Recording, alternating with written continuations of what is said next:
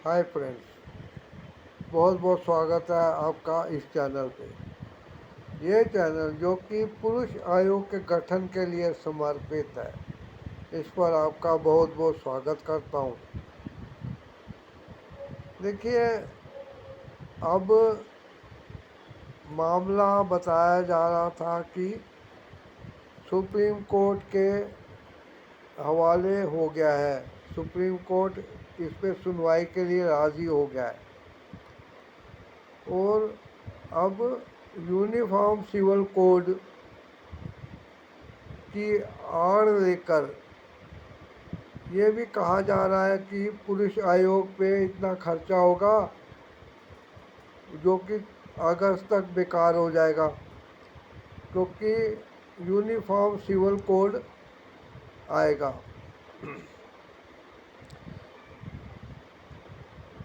अभी हमारे देश में सारे धर्मों की एकता है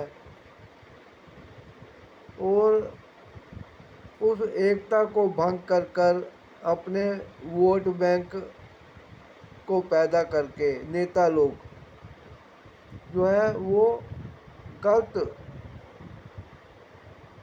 मैसेज देते हैं और आपस में धर्मों का मन मुटाव करते हैं, षड्यंत्र करते हैं, दंगे खुद कराते हैं, फिर उन दंगों की जांच के लिए एसटीआई वाला बिठाते हैं, लेकिन आज तक किसी का रिजल्ट आया नहीं है। खैर, अब पुरुष आयोग की बात जब वहाँ तक चली है तो अब मैं देख रहा हूँ कि वो लोग जो पुरुष आयोग के लिए चैनल बना के सपोर्ट करने के लिए कहते थे और बताते थे कि वो इसके लिए काम कर रहे हैं, अब मेरी नज़रों में ये भी आया कि अब वो ये कहने लगे हैं कि कुछ वकील ये बताते हैं कि मेंटेनेंस से ऐसे बच सकते हैं, 498A सेक्शन से जो फंसे हुए हैं वो ऐसे बच सकते हैं, और 406 वाला और दूसरे जो दहेज के डाउरी के केस हैं, जो बहुएं झूठा आरोप लगाती हैं कि ससुराल वाले उनको प्रताड़ित करते हैं कि जाके दहेज ले ऐसे ऐसे लेके आओ, कैश लेके आओ। अब वो ये कह रहे हैं कि वकील ऐसे कह रहे हैं जो कि हो ही नहीं सकता है, ऐसी बातें ऐसे केसों में जो पारिवारिक विवाद है, पति पत्नी के झगड़े हैं, कोर्ट में हैं, उनमें काम नहीं आती हैं। देखिए, जो ऐसा कहते हैं, मैं सोचता हूँ वो एक एडवोकेट या वकील नहीं है, लॉयर भी नहीं है, वो अंदाजे से बातें करते हैं। जबकि एक वकील कानून का पढ़ा लिखा बंदा होता है और स्टेप बाय स्टेप उसको नॉलेज होती है और कानूनों को कैसे भेजा जाए ये भी वो जानते हैं, झूठ को कैसे कोर्ट की नज़रों में गिराया जाए, सच्चाई को सामने कैसे लाया जाए, सब है, हर चीज़ का है। अभी मेंटेनेंस में ले लीजिए, पत्नी अपने पति से झगड़ा करके अलग होती है और वो कोर्ट में चल जाती है और साथ ही वो इंटरिम मेंटेनेंस की बात करती है कि वो अलग हो रही है तो उसका खर्चा पानी उसके हस्बैंड को देना चाहिए, और साथ ही वो सीआरपीसी के सेक्शन 125 में एक मेंटेनेंस का दावा भी ठोक देती है कि पति की इनकम का जो है इतना हिस्सा उसको अपने खर्चे के लिए चाहिए, वो अपने खर्चे गिना देती है।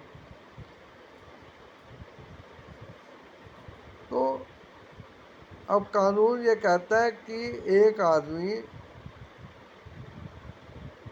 अपनी सैलरी में से, इनकम में से कितने लोगों को मेंटेनेंस दे पाएगा। ये भी तो सोचने की बात है। अब सारे खड़े हो जाएं बंटवारे के लिए, हिस्सेदारी के लिए, तो उसके लिए तो अपना खर्चे के लिए नहीं बचेगा।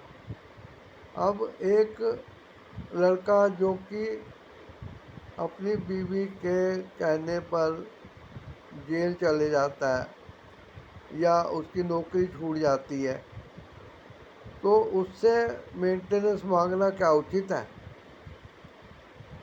और अगर एक वकील इन बातों को कोर्ट में सिद्ध करता है कि उसके क्लाइंट की इनकम ही नहीं रही है, और उल्टा वो ये कह देता है कि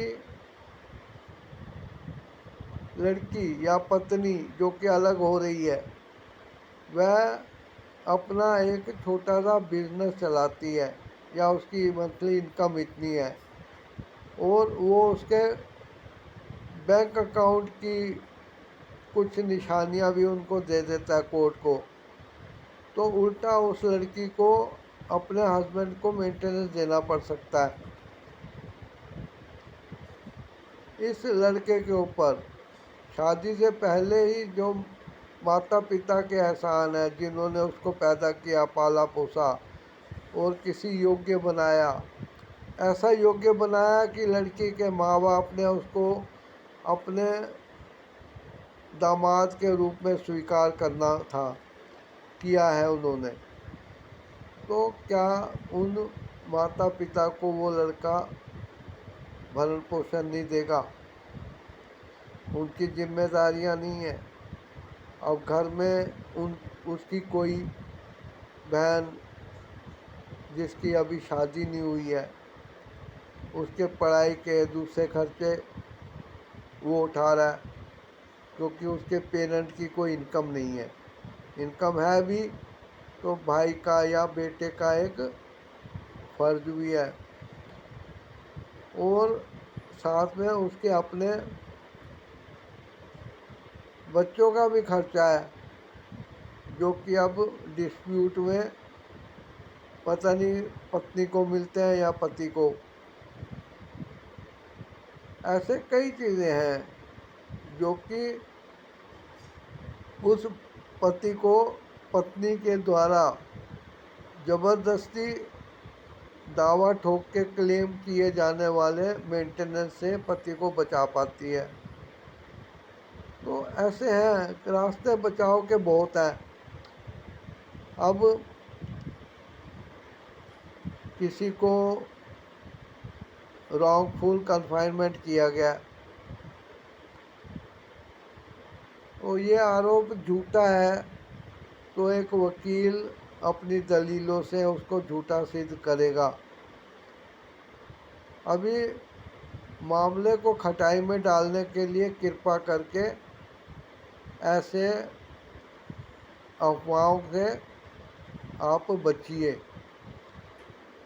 क्योंकि कुछ लोगों का ये कहना कि ऐसी बातें कोर्ट में नहीं चलेंगी, ये बहुत गलत है।